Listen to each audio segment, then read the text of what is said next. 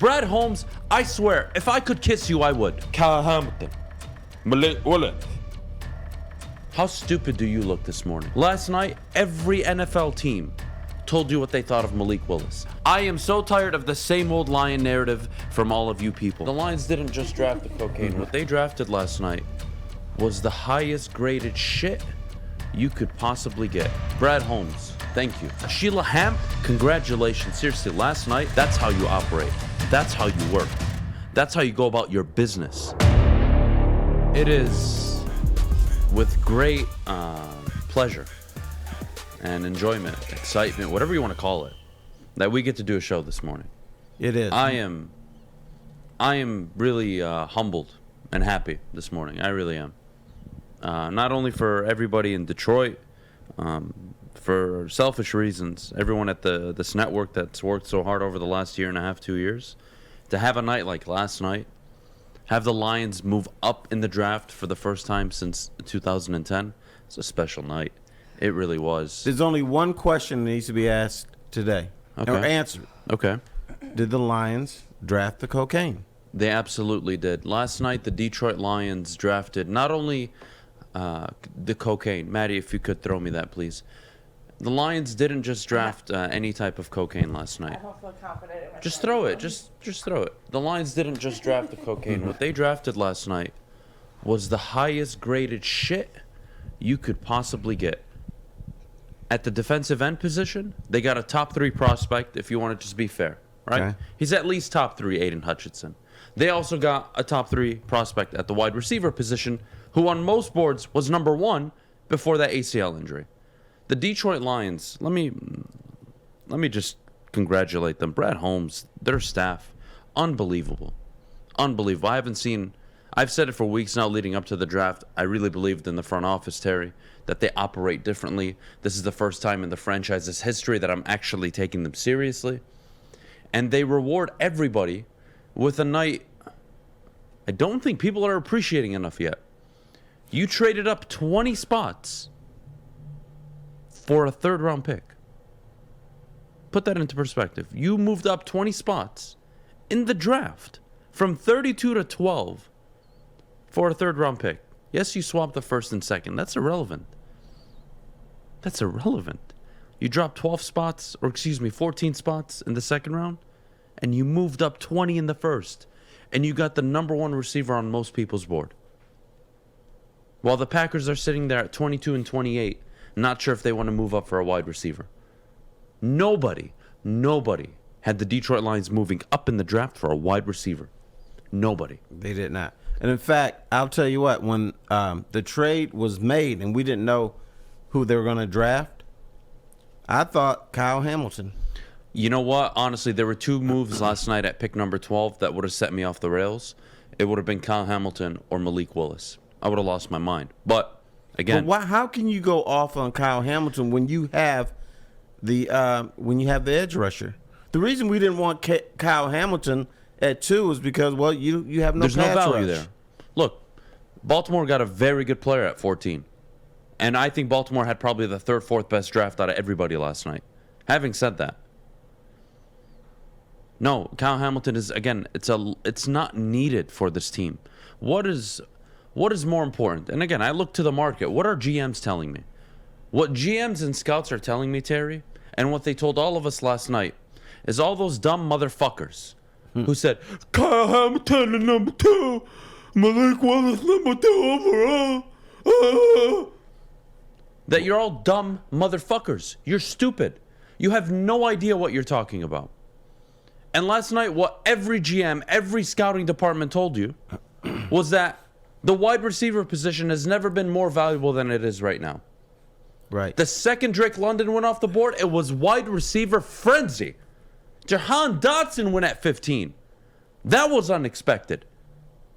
That's what happens. Wide receiver market value, pass rusher value, quarterback value, safety. It's just the reality. You don't like it? Kiss my ass. I could care less. Last night, every NFL team told you what they thought of Malik Willis. The same Malik Willis that you said was worthy of the number 2 overall pick.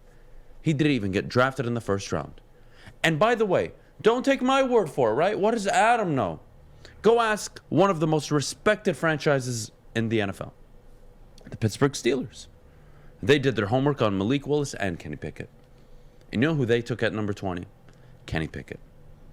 So much for talent, so much for potentially being, oh my goodness, the next Lamar Jackson. God, Brad Holmes, thank you. Thank you for not doing the obvious thing. Thank you for not caving in. Thank you for not being predictable. Last night was not predictable. The reports were Kayvon Thibodeau. Information leaking Kayvon Thibodeau. And again, I could care less. Good.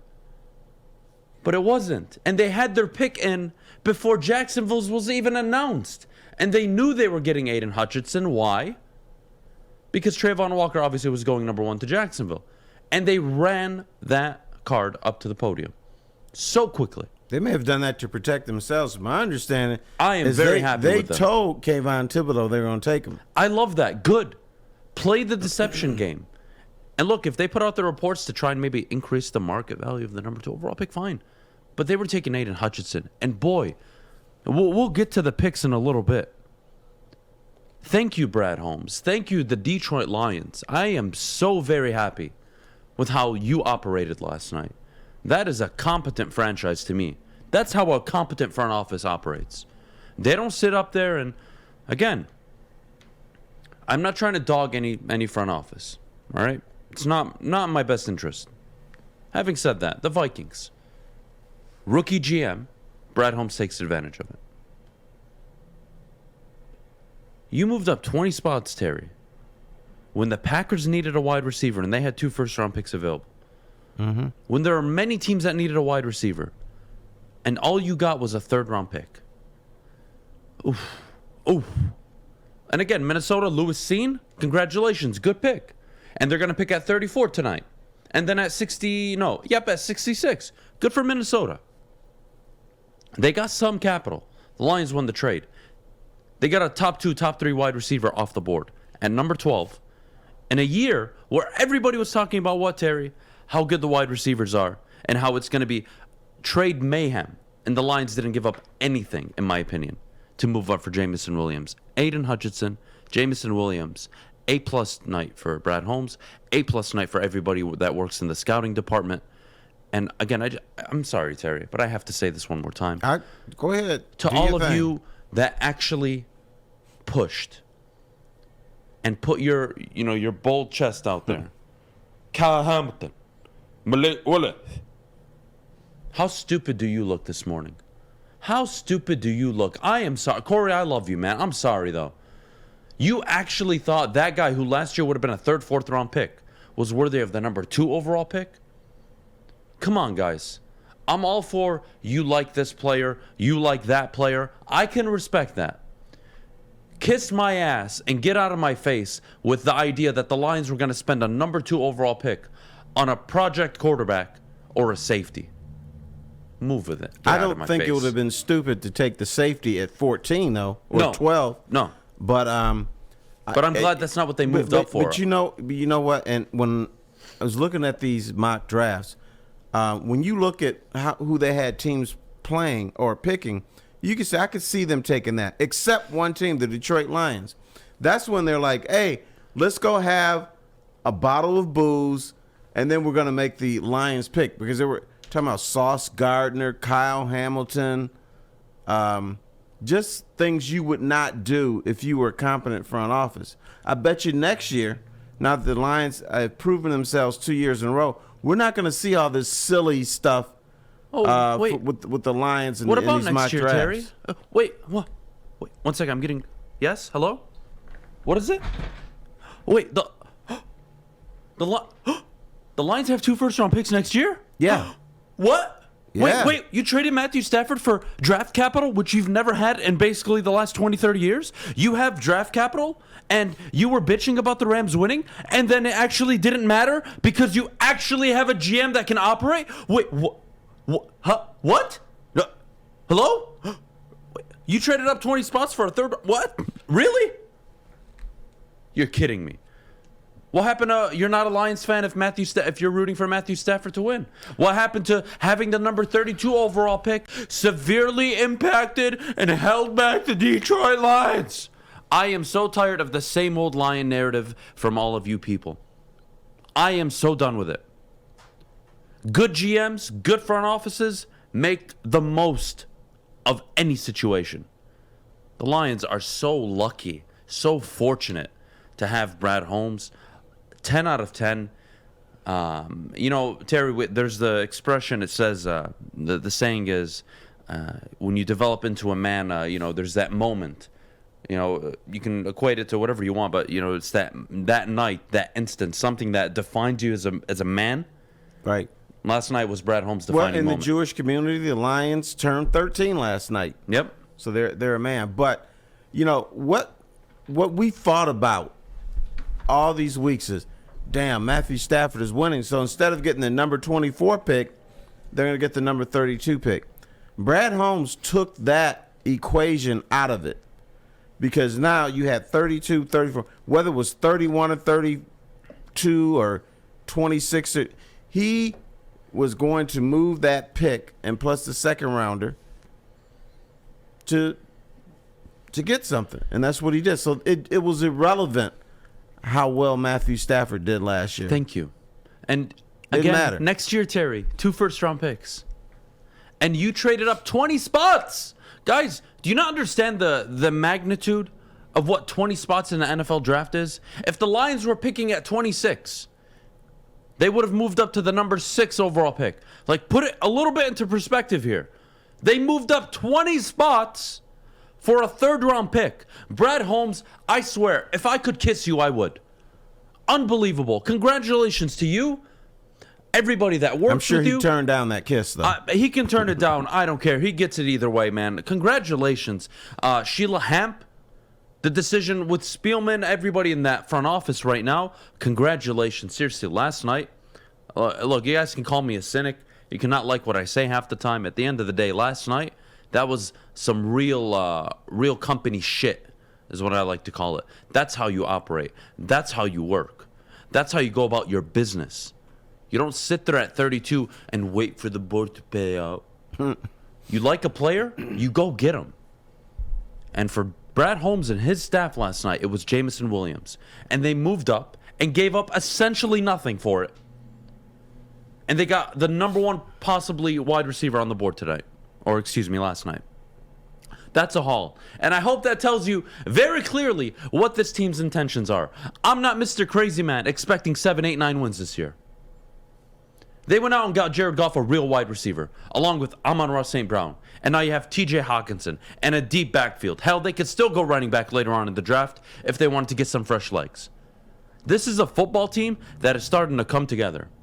And you want to look a year, 2 years down the line, Terry. Whatever quarterback you bring in, they're walking into a really nice situation. A young tight end who you would like to see get healthy and obviously deliver. A deep backfield that could deliver no matter who is there because of the top 7, top 8 offensive line. Now a young up-and-coming wide receiver core. A defense that will get better under Aaron Glenn. They now have a premier edge rusher. They now have day 2 and day 3 to go out and get depth on the defensive side of the ball. Oh, and they have next year and the year after. What do you know? Brad Holmes knows what he's doing. What do you know? The Lions actually don't look like a stupid franchise. And to anybody that wants to sit here this morning, anywhere in sports media, and talk to me about the same old Lions, suck my dick. Suck my lousy fucking dick. Excuse my language this morning. I think a lot of people would decline that wonderful offer. Well, they don't have a choice, because I'll make them. Because they deserve it this morning, Terry. They do deserve it. Those idiots that want to see the Lions. There's the same old Lion element, though, last night. I want to hear it. And the fact that it's not really being talked about is a testament to people believing in Brad Holmes. The Lions traded up for a player who's injured, which they've done in the past and has blown up in their face. Yes. So that's the only same old Lions. As someone that's torn their ACL before, and granted I was nowhere near the athlete Jameson Williams was when I was 19, you can recover in 4 to 6 months. And in today's NFL, the ACL, it's just, you can recover. You can recover from it. I am feeling really good this morning. Again, they traded up for an injured player. He'll be ready by camp. Again, congratulations to everybody working with the front office last night and the Detroit Lions. Congratulations to all of you in the chat, every Detroit Lions fan. Congratulations. And I just want to give one more time a special shout out to every single one of you that actually wanted to see the Lions fail. You wanted to see the Lions take Kyle Hamilton, Malik Willis, Sauce Gardner at 2. You wanted to see them fail, and I'm glad they're not. And I'm feeling really good. And right now, there are 2 teams that are trending really high for me up in the NFC North. And that's the Minnesota Vikings and the Detroit Lions. The Packers are on a downward spiral, in my opinion.